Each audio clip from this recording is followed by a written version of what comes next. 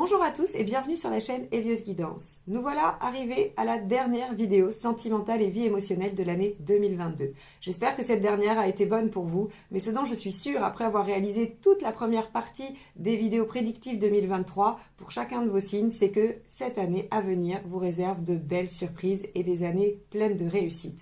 Si vous n'avez pas encore visionné cette vidéo, n'hésitez pas à y aller, elle est dans la playlist que je vous présenterai à la fin de celle-ci.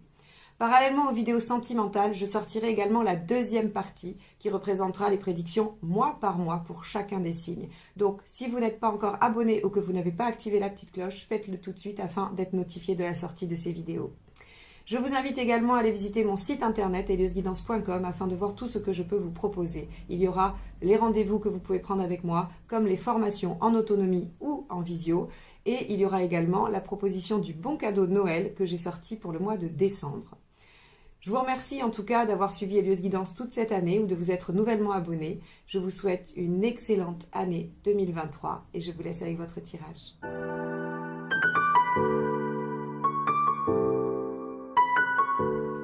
Les poissons, allons voir votre tirage relationnel pour commencer. Nous irons dans la deuxième partie de la vidéo voir le tirage de vie émotionnelle pour les célibataires. Allez, quel est l'arcane majeur qui va donner la tonalité à ce tirage relationnel pour les poissons sur la période décembre-janvier? Donc, tirage pour toute personne qui a quelqu'un dans sa vie, dans sa tête ou dans son cœur, que ce soit en amour, en amitié ou familial. Allez, hop. Le diable. Ah, alors avec le diable, on a de la concrétisation. On a également de la... j'allais dire de la conviction. En tout cas, vous arrivez à convaincre, vous arrivez à persuader, à rallier l'autre à votre cause. Vous pouvez concrétiser, évidemment, hein, sur le plan physique.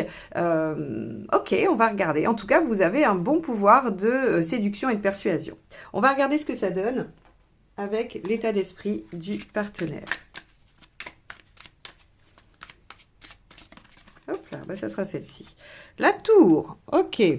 Alors, l'état d'esprit du partenaire, c'est envie de prendre des risques, envie d'avancer, envie de tout bousculer. Alors, ça ne m'étonne pas avec le diable, parce que s'il y a de la concrétisation, il se peut qu'avec l'état d'esprit du partenaire comme ça, le partenaire prenne le risque, se dise, allez hop, je tente. Alors, je tente, si vous n'êtes pas ensemble, je tente de créer la relation. S'il y a des choses à faire, à mettre en œuvre dans votre relation, eh bien, le partenaire peut être décidé à les mettre en œuvre. La maison Dieu, faut vous imaginer quelqu'un qui se dit, allez hop, je me lance, je mets les pieds dans le plat, je fonce, je prends le risque de. Je prends le risque de tout perdre. Mais j'y vais, je tente quelque chose. C'est vraiment ça l'état d'esprit de la tour. Ok. Alors, on va aller voir votre état d'esprit à vous.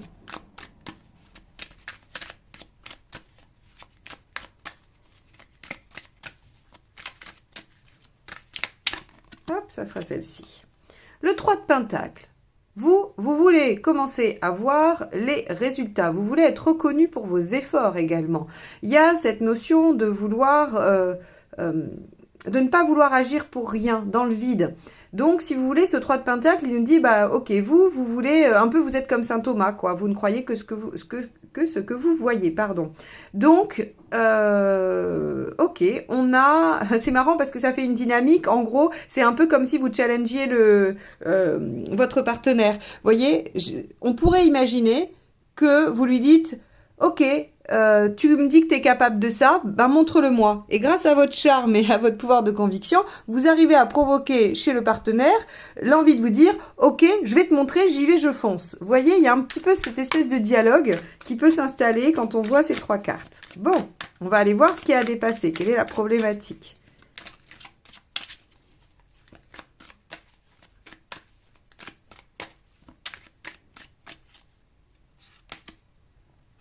Neuf d'épée, les craintes, les angoisses, ok.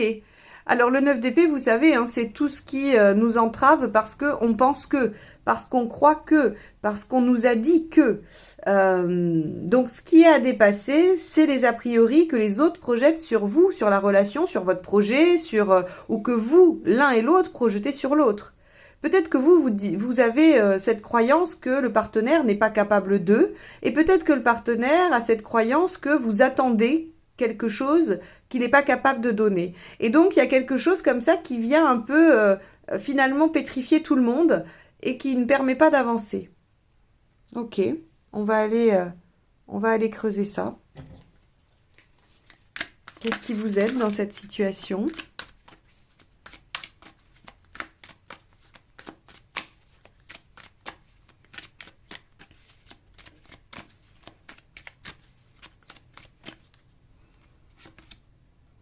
Le 4 d'épée. Ok. De prendre le temps de réfléchir. De prendre un temps de pause pour anticiper la suite. Alors, avec un diable et la tour, il va falloir se dépêcher. C'est pas obligé que ce soit un temps qui dure des lustres, comme on dit. Mais au moins vous dire, faire un arrêt sur image et dire, ok, c'est quoi l'étape d'après? Qu'est-ce qu'on veut? Comment on s'y prend? D'accord, bon, on va avancer, hein, on va voir un petit peu ce que ça nous dit de plus. Allez, qu'est-ce qui n'aide pas?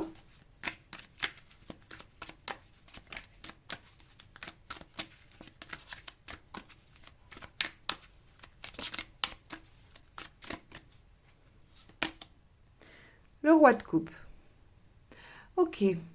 Ce qui n'aide pas, c'est de rester dans la légèreté. Finalement, c'est assez intéressant parce qu'on a le diable ici. Le diable et le roi de coupe sont des énergies qui sont quand même assez similaires, sauf qu'on vous dit ça ne vous aide pas. Alors, on pourrait aller un peu plus loin maintenant qu'on a ça. C'est-à-dire que ce diable, ok, c'est votre pouvoir de séduction, votre pouvoir de conviction, le fait que les choses vont se concrétiser, vont arriver au bout. Sauf qu'avec un roi de coupe, on pourrait aussi dire que chacun essaye un petit peu de rallier l'autre à sa cause, alors j'allais dire de manipuler, pas forcément de façon perverse, hein. La manipulation, elle se fait tous les jours quand on essaye d'obtenir quelque chose. Donc, il y a avec ce roi de coupe cette notion de j'aimerais bien arriver au résultat de mon propre plaisir, de ce qui me convient à moi, et donc je trouve des façons détournées de le faire. Et il y a un petit peu de défiance finalement entre vous. Ce roi de coupe, ce qu'il vient nous dire ici, c'est que ça va pas vous aider d'essayer de satisfaire vos besoins uniquement. Et vos besoins, j'aurais tendance à dire, peut-être un peu futiles. Alors, encore une fois, qu'est-ce qui différencie des besoins futiles que des besoins fondamentaux? C'est pas à moi de répondre à cette question, c'est à vous profondément. C'est un peu l'idée de la reine de bâton. On va voir si on a de la reine de bâton en conseil à la fin, mais la reine de bâton, elle arrive à différencier ce qu'elle ne peut pas négocier, ce qui est obligatoire à son bien-être, et dans ce cas-là, c'est un besoin profond et réel, et elle doit l'exprimer. Et elle sait différencier ce qui est peut-être un peu du plus, de ce dont elle peut se passer, hein, et donc la marge de négociation dans la relation à l'autre. Eh bien ici, en gros, ce qu'on vous dit, c'est que tout le monde ne va pas pouvoir tirer la couverture à lui, et donc il va peut-être falloir trouver une stratégie pour dépasser les peurs de chacun et vous engager plus dans cette relation, ou aller plus loin dans cette relation, aller plus profondément dans la relation. On va aller voir la suite, hein, parce que ça va nous indiquer un peu les intentions du partenaire. Allez, hop, intention du partenaire. Hop, ça sera celle-ci. 9 de coupe, magnifique.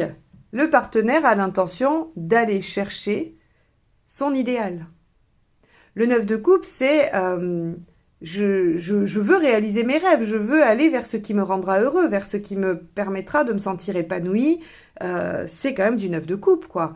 Donc, on a un partenaire qui se dit « Ok, je vais me lancer, je vais y aller. » Parce que ce que je veux, c'est un résultat, je veux concrétiser quelque chose de mes rêves, de mon idéal dans cette relation.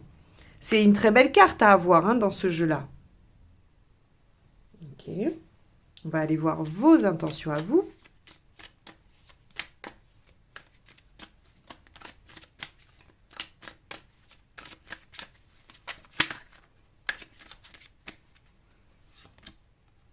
Valet de bâton. Ok. Le valet de bâton, lui, il sait que s'il continue comme ça, il va droit dans le mur. Il est plein d'enthousiasme, il est plein d'énergie, il a un super potentiel. Par contre, s'il ne le canalise pas, ça n'arrive pas à l'objectif souhaité. Ça ne l'amène pas là où il veut. Et donc, il sait qu'il va falloir réajuster. Donc, vous, votre intention, c'est de réajuster. C'est de faire au mieux. C'est de développer ce potentiel et cette capacité. Donc, en gros, vous savez très bien que dans cette relation, il y a du potentiel, quel qu'il soit. Mais il semblerait que il y ait des peurs, il y ait des craintes, il y ait des croyances limitantes par rapport au potentiel ou à la réalisation de la relation. On vous dit, ok, prenez 2 secondes pour y penser. Lâchez un peu peut-être le côté... superficielle ou en tout cas factice. Parce que parfois, on peut faire croire, pour pas perdre la relation, on peut faire croire des choses. On peut dire que ça va, que rien ne nous gêne. Ou, voyez, laissez tomber un peu les façades et aller plus en profondeur. Le partenaire, lui, il a envie d'aller vers sa réalisation, vers son bonheur. Et je pense que vous pourriez peut-être trouver un compromis ou en tout cas un objectif commun par rapport à ce bonheur et à cette joie. Allez, on y va, où vous en êtes à la fin de la période.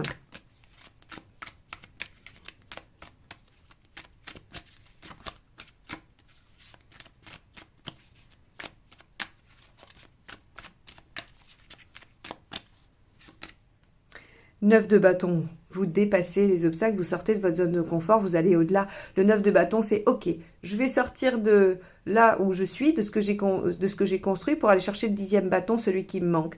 On est dans la même énergie que le 9 de coupe, aller chercher l'idéal, aller chercher l'aboutissement, aller chercher la réalisation. Donc à la fin de la période, vous êtes tous les deux en train d'aller chercher ce en quoi vous croyez, ce que vous voulez réaliser pour vous. D'où la concrétisation ici avec le diable. On peut avoir cette connotation peut-être avec le roi de coupe, voilà, il y a un peu de superficialité ou en tout cas on essaye de masquer des choses. Eh bien, on a aussi cet aspect de la concrétisation. C'est très bien, c'est parfait, c'est superbe. On va aller voir les conseils.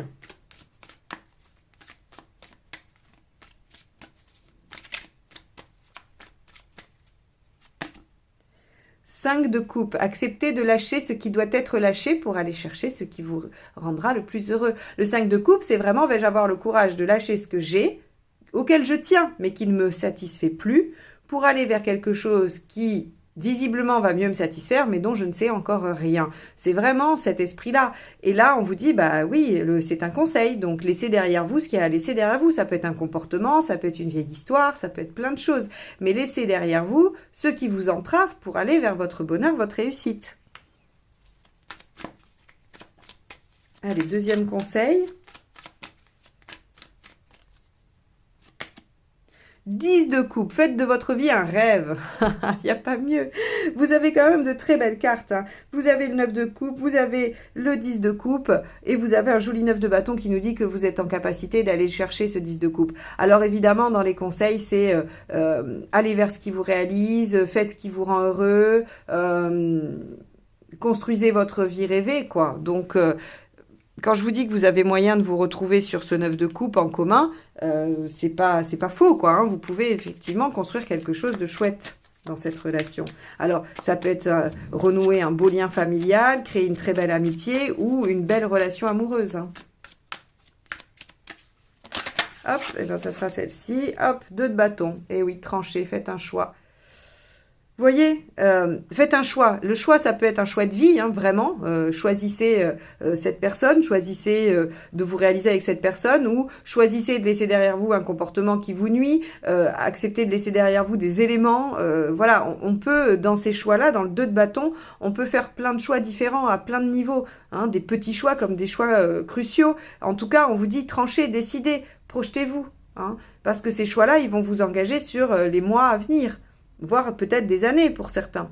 Donc, on vous propose bien de lâcher ce qu'il y a à lâcher, de faire de votre vie un rêve et de prendre les décisions nécessaires à cette réalisation. Quoi qu'il en soit, si vous êtes en difficulté au moment où vous écoutez cette vidéo et au début de la période, sachez que vous avez tout ce qu'il faut pour aller décoincer la situation et la rendre très belle et sortir de cette ornière qui semble être un peu difficile à vivre. Voilà pour vous les poissons sur le tirage relationnel. N'hésitez pas à aller voir la vidéo de votre partenaire, du signe de votre partenaire, pour avoir un peu plus de détails sur sa posture à lui, sur ce qu'il pourrait vivre aussi. Ça va venir compléter, hein. Vous faites une synthèse et ça vous permettra d'avoir une meilleure vue d'ensemble. Vous avez aussi également votre ascendant et votre signe lunaire. Ok, on va passer à la vie émotionnelle. Allez.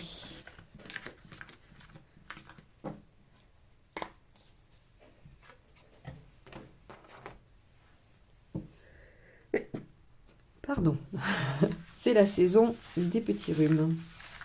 Allez, vie émotionnelle des poissons.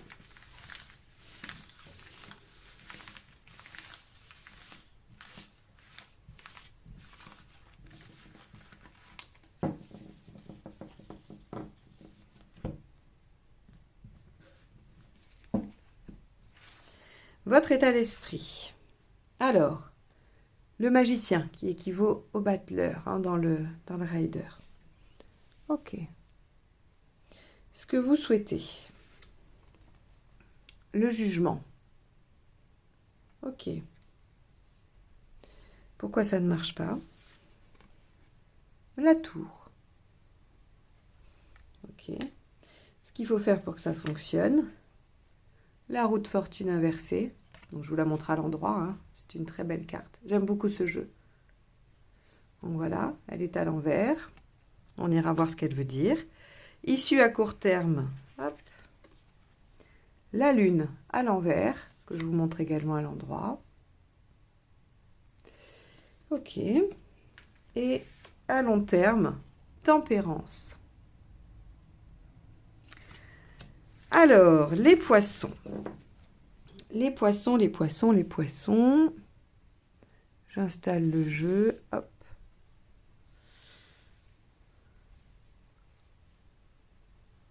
Voilà. Hop. Je pense qu'on est pas mal. Alors, avec ici le magicien dans votre état d'esprit, on voit que vous avez envie de démarrer de nouvelles choses, que vous êtes plein d'enthousiasme, plein de motivation et prêt à vraiment vous relancer dans quelque chose. Donc ça veut dire que si vous êtes célibataire et que vous voulez rencontrer, vous vous sentez prêt et prête à rencontrer.